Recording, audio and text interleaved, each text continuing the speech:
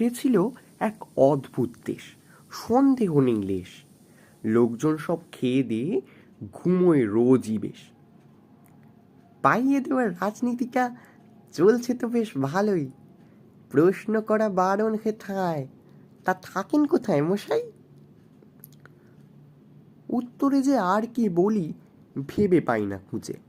অনেক ভেবে বললাম শেষে, কাজের খোঁজে বহু ঘুরে আসলাম এই দেশে।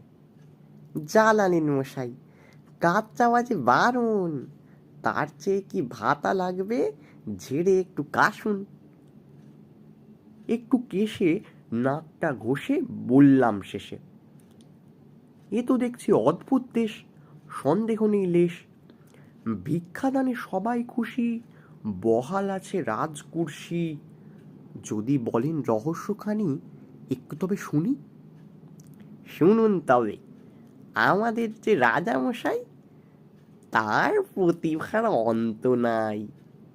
কুর্সি বাজাতে এক ফন্দি আঁটল তাই। চলল দেশে শুদ্ধিকরণ, করা হলো সব মহা আয়োজন। গুনে গুনে তৈরি হলো বিশেষ এক যন্ত্র, চারিদিকে উচ্চারিত হলো বিজয় মন্ত্র। সেই যন্ত্রের অদ্ভুত গুণ, ঢুকলেই সেটা বেজে ওঠে ঘুম পাড়ানি ধুন।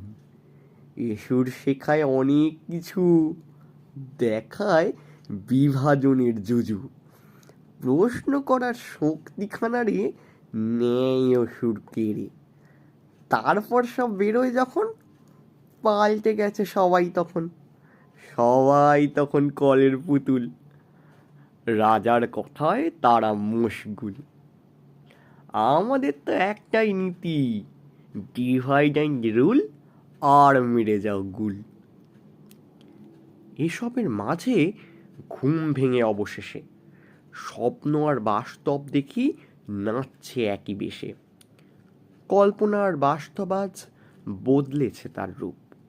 ক্ষমতার কাছে আজ সবাই এক্কেবারে চুপ।